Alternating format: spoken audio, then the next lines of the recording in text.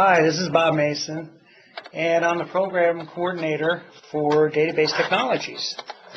And this is a video that is an introduction to using the SQL Developer Data Modeler tool. Notice that on my screen, I have already logged into Citrix. I'm going to click on the DB8 Apps folder, and then I'm going to click on SQL Data Modeler. Now, this is an extension tool to SQL Developer, but in order to use this tool, I'm going to click on this particular icon, SQL Data Modeler.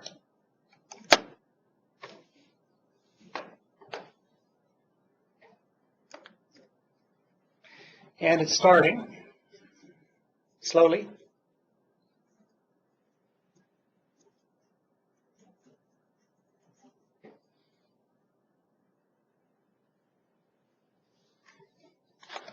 Okay, so here I am into the interface, and notice that it's created a blank model for me called Untitled. Now, after we do some work, we're going to save that model to a particular name, and I'm going to demonstrate how you can save your model to the Citrix hard drive, and then you can retrieve it later and work on it more if you need to. So the first thing I'm going to do is notice across the top I've got a select tool, I've got an entity, new entity tool, new view tool, and various relationships. This one's a many-to-many, this is a one-to-many, this is an identifying relationship, this is a one-to-one relationship.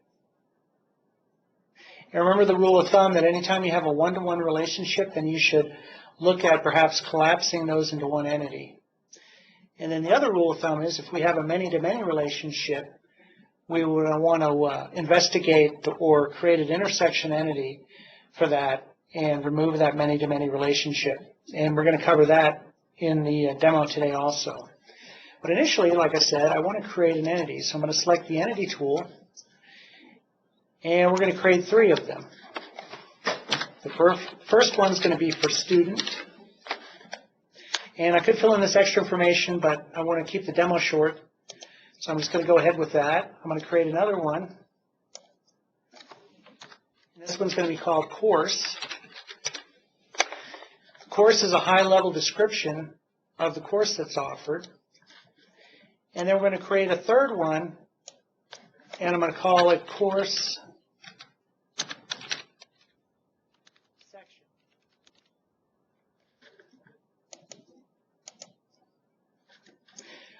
Course section is the actual course that you're able to sign up for, and it's scheduled at a particular location, date, and time.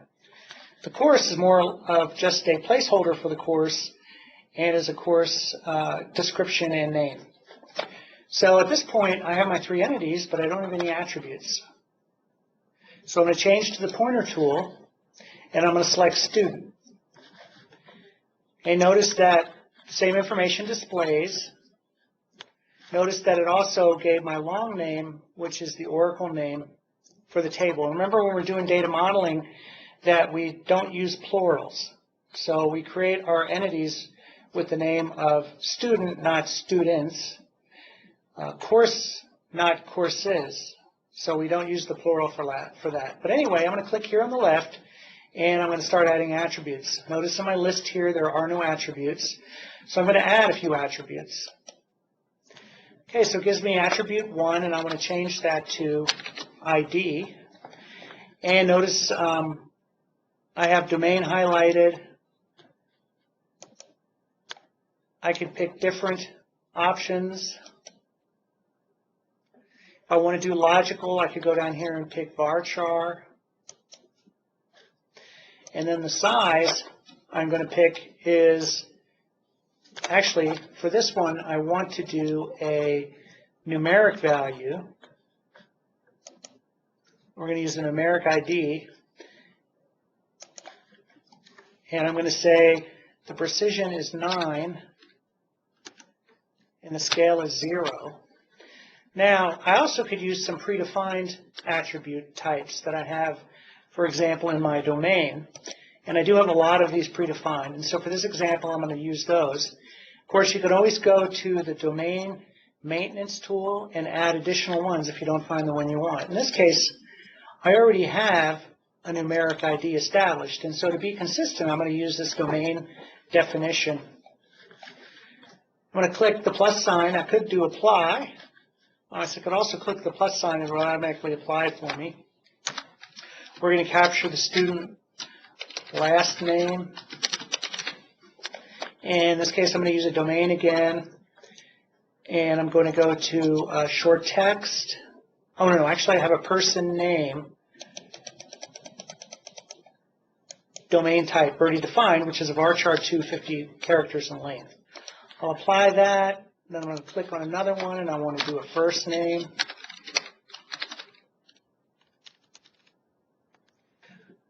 I'm going to do the same thing again with person name. Oops, went too far. Person name. I'm going to apply that. And I'll add one more for phone. Now, obviously, for students, we have a lot more attributes, perhaps mailing address. I'm sure you can think of a lot of them. But in this case, we're just going to go with these four. And I do have a phone domain, which is the perfect length for a phone number. And I'm going to apply that. I'm going to say OK. Now, another thing I want to do while I'm here is I want to identify an identifier or primary key. And I don't have one yet, so I'm going to click on the plus sign. And then I'm going to go in, and I'm going to click on it, and I'm going to click on Attributes and Relationships. And I'm going to say my ID is going to be my primary key. But right now, I've just defined it as a unique index or unique identifier. I'm going to say Apply.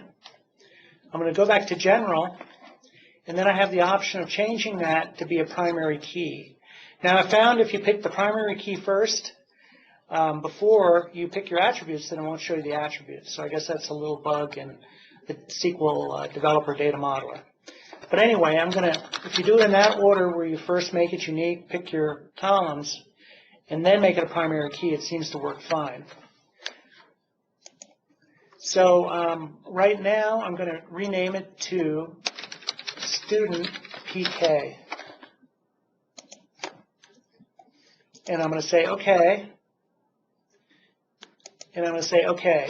So notice that I've got a pound sign next to the ID, which indicates that it is the primary key. For course, I'm going to do this one a little bit faster. And for the attributes, I want to have a course ID. And I'll do the same thing again with my numeric ID. I want to have a course name. In this one, I'm going to make a short text. And I'll do a description, and I'll abbreviate that. And I'm going to do the short text again. I'm going to say Apply. And now I have my attributes. So I want to also do the same thing again, where I go in, and I'm going to say Unique Identifier, add it, click on it,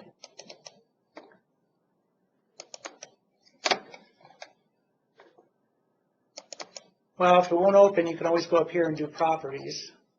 That's another way to get it open. And this is going to be Course PK. And I want to go to the attributes. I'm going to say, well, my ID is actually going to be my primary key. So I'm going to apply that, go back to General, and identify that as my primary key. I'm going to apply that, and I'm going to say OK. Now I notice somehow my name didn't stick. I may have changed the attribute name to be description, so I'm going to go back in, add another attribute, and I'm going to make that name, and I'm going to go with my short text again.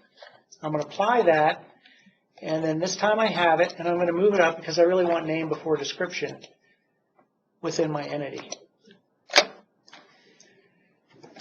Okay, and then here again, I have course section, So remember, the course section, we're really just going to have a begin date, an end date, and a location for the course. Plus, we're going to establish a relationship in a minute to the course. So here I am. I'm going to click on attributes. I don't have any attributes, so I'm going to do begin date.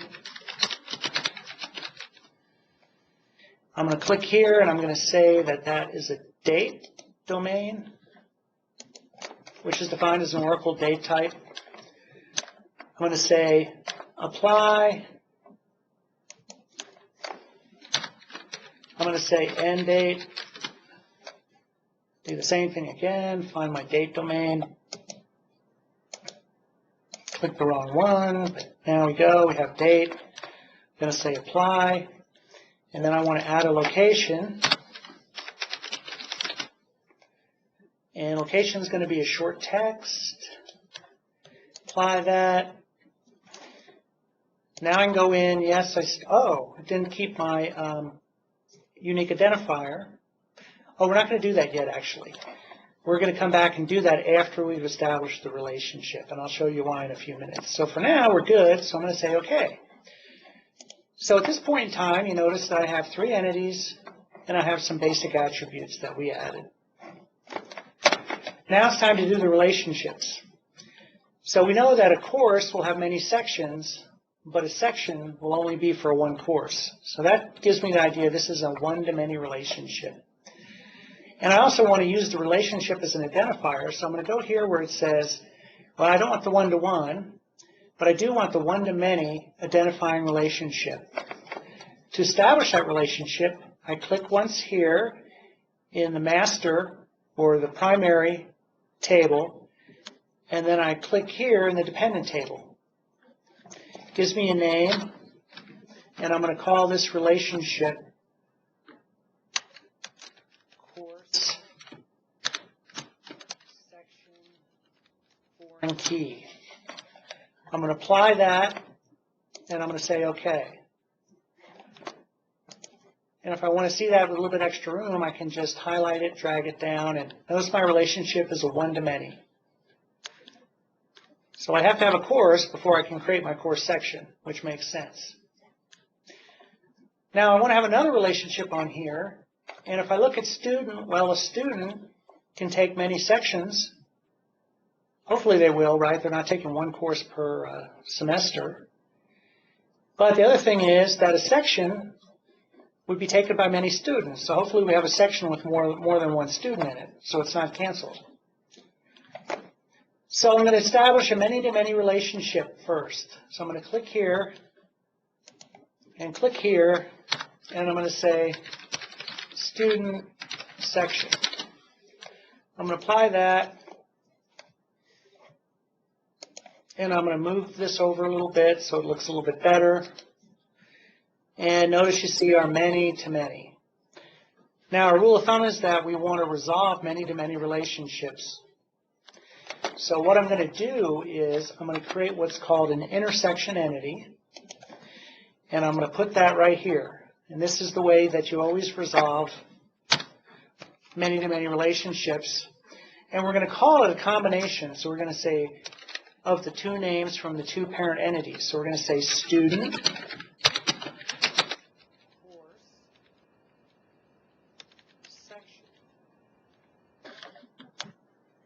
and I'm going to say apply.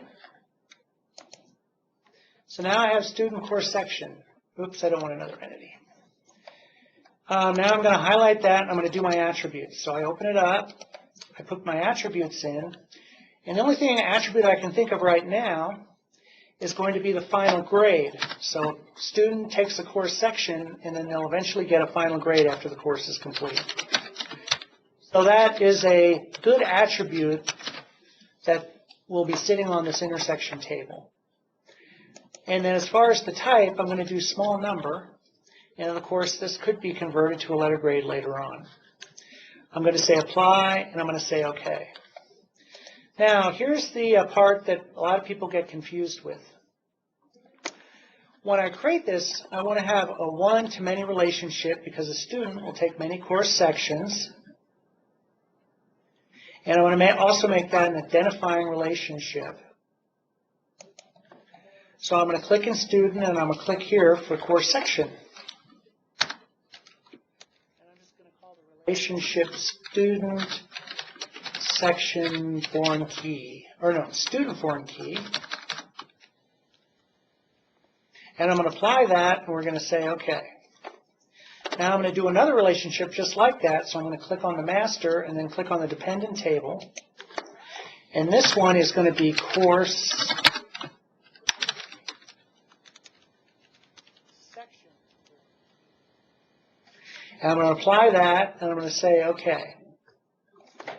So now, if we look at this diagram, notice I've got the intersection entity, and then the crow's foot is on this side because the student will take many course sections, and a course section will be taken by many students. And so we've just resolved our many-to-many relationship. So I clicked on the pointer tool. I'm going to highlight this, and now I'm going to press the delete key, and it says, are you sure you want to delete this relationship? And I'm going to say yes. And we've gotten rid of it. So at this point, we've gotten rid of our many-to-many relationship. We've added an intersection table, or entity, excuse me. Well, it'll eventually be a table, and it has two relationships. Now, I still need to finish up my primary key for this one. So I'm going to click on course section, and I'm going to go to unique identifiers. And there is identifier there. But what I'm going to do is I'm going to delete this, and then I'm going to add a new one. And I'm going to click on this. Well, I'm going to go to the properties, attributes and relationships. And so what I want to do for my relationship, notice my course section foreign key. I want to include that as my primary key, but that's not going to be unique because I could have multiple sections for one course. So I'm going to include the begin date and I'm going to begin the location. So the combination of a course taught on a particular date and time at a particular location makes a unique course section. I'm going to apply that. I'm going to say OK. Oh, I didn't change the name, so I want to change that. And I'm going to change it to course section PK to follow my naming standard. I mean, I could go with the default, but that's not always the best idea. So I'm going to apply that, and I'm going to say OK. I'm going to apply that. Oh, and I forgot to make it a primary key, so I'm going to open it up one more time, and I'm going to mark it as the primary key. So I found in the past that, as I mentioned earlier, if you don't, you need to start to build them as a unique identifier. Otherwise, if you start as the primary key, for some reason it's a bug in SQL Developer, it won't show you the attributes listed. But if we look here, we can see that they're all listed, and that's what we want. So I'm going to apply that, and I'm going to say OK, and then I'm going to close. So notice here that I have my identifying relationship plus I've got the begin date and the location. And when we convert this to a relational model in a few minutes, you will see an attribute added for each of the foreign keys. So since the crow foot is on this side, it will add a foreign key attribute, which will be the ID from course. Now we've got one more of these to do, so I'm going to open this up, and I'm going to look at the unique identifier. And this is marked as my primary key, and we're going to go and look and see if it did, in fact, pick up both relationships. And it did. So my identifier, my unique identifier for this will be the relationship to a student and the relationship to a particular section. And the combination of that, where a particular student takes a particular section, defines a unique key. So I'm okay with that. I don't actually have to change it. And also I have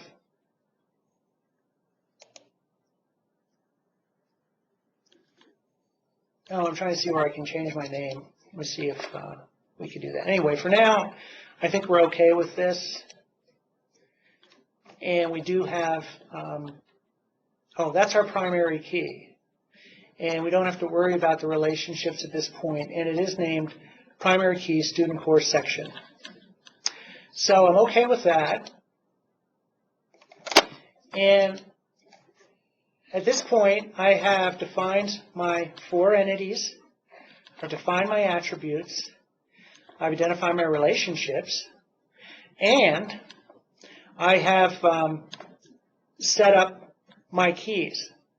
Now, I'd like to, in order to generate DDL from this, well, first of all, let me show you how I'm going to save this before we generate our DDL. That won't take very long.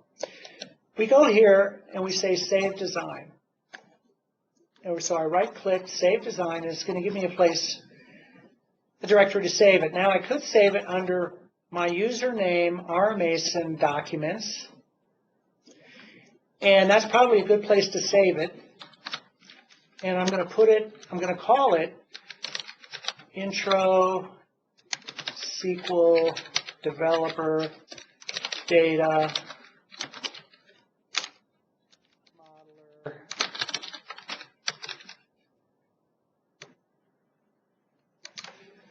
And keep in mind that you should have, under users, you will have your own directory created. If you don't, you're welcome to go up a few directories, go into the DBA directory, and create a directory for yourself. But like I said, this should come up with a Documents folder underneath your ID folder. So I'm going to go ahead and save.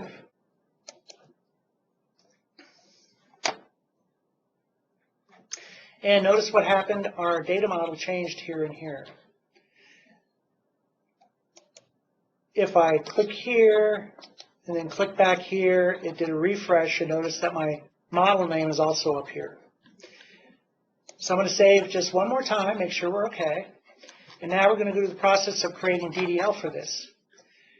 To create DDL, we have to move it to the relational model. And I do that by clicking on this Engineer to a Relational Model icon, which is the double arrows. And pretty much I want everything I have, so I can leave all of these checked. And I'm going to click down here on Engineer. Now also notice in my message log here that it's been keeping a running tally, for lack of a better way to say it, of my different activities. And so when I saved my model, when I created entities and relationships, now, I can look at both of these, and this is my logical model up here, and of course this is my relational model. So for now, I'm not really interested in the logical model, so I'm going to close that. By the way, I could save again to make sure I save my new relational model. Notice I have more information down here. If I stretch this, then I can see my primary key. And also notice that I have my foreign key ID to course. It also is part of the primary key, so it's telling me that it's a primary foreign key along with these other 2 primary keys. Notice here, I've inherited my primary key from my foreign key, which is ID, begin date, and location, so it automatically populated that for me, along with my ID here from student. Now I'm going to open this up. I'm going to look at the columns, and I'm going to change this to be a little bit more descriptive.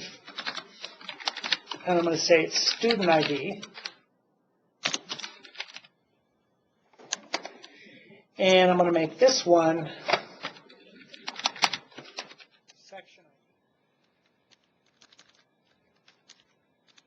Because just ID and just ID1 were not very descriptive, so it's a lot better to go this route. So I'm going to say apply.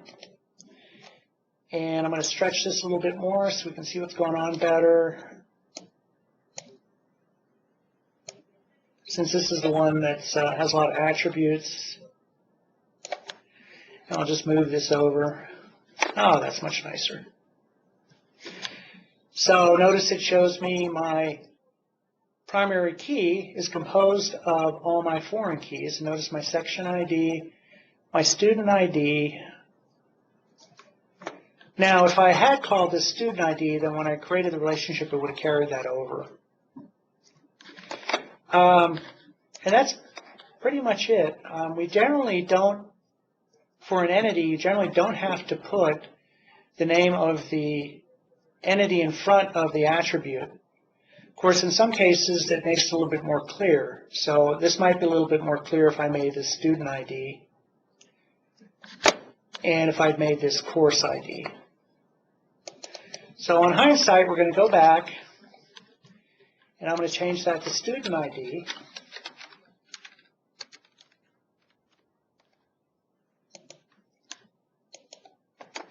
And I'm going to change this to course ID. So sometimes when we do our logical model into physical, we can clean up or help to make the database a little bit more clear, or the tables and columns a little bit clearer. In this case, it's going to be course ID.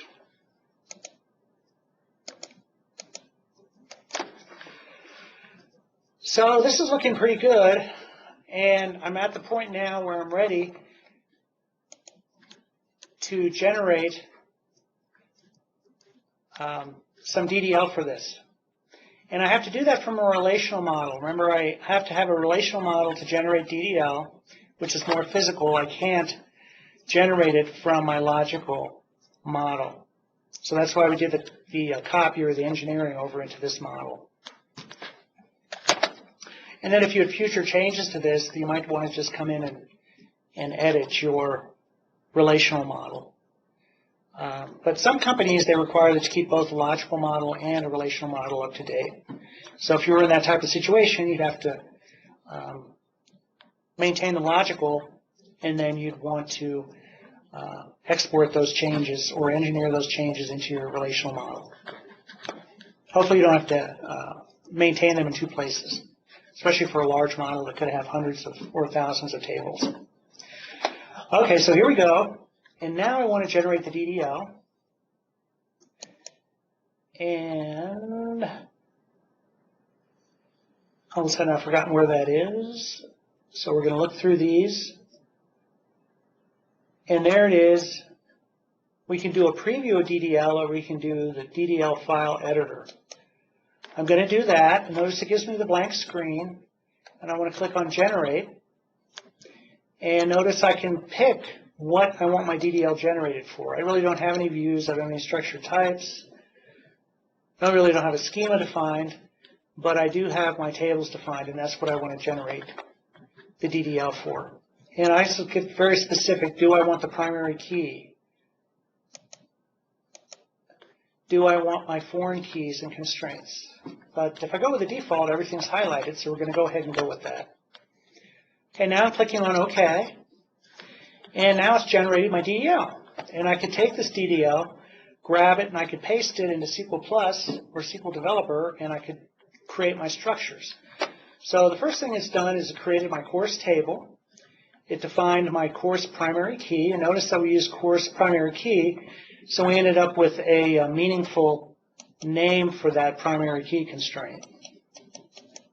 Course section.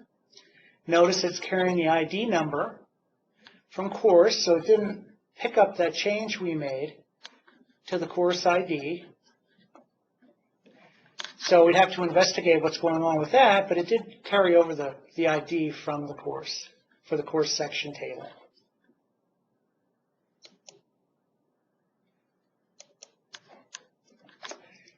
Here we go. We're adding our primary key constraint. Now I have my student course section. And notice it's creating the student course section with the columns I need, plus it's creating my primary key constraint. Now that time, it did get the names correct. but it's using these names that I changed, the section ID and the student ID within the table. And notice when it created that table, it also used the correct names.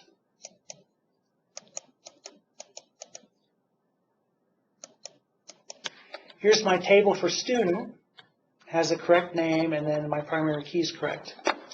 Now we're going to get into the foreign key constraints. We're altering and we're adding a key constraint for the course section foreign key, and that's referencing ID, references course ID. So the ID in the table is referencing the course ID where we changed it. We probably should have gone into the entity and also changed the foreign key name or that column name in the dependent table. And we see another foreign key.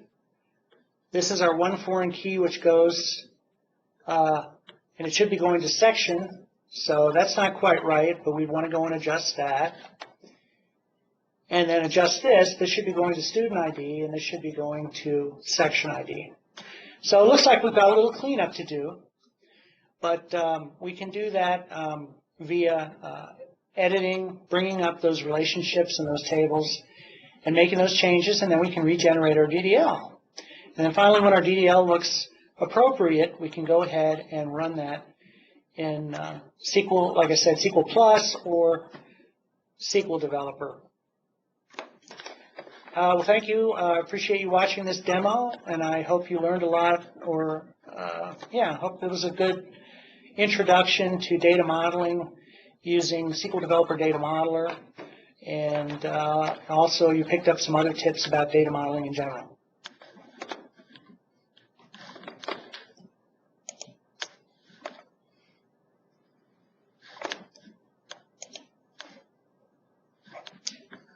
And now I'm going to stop recording.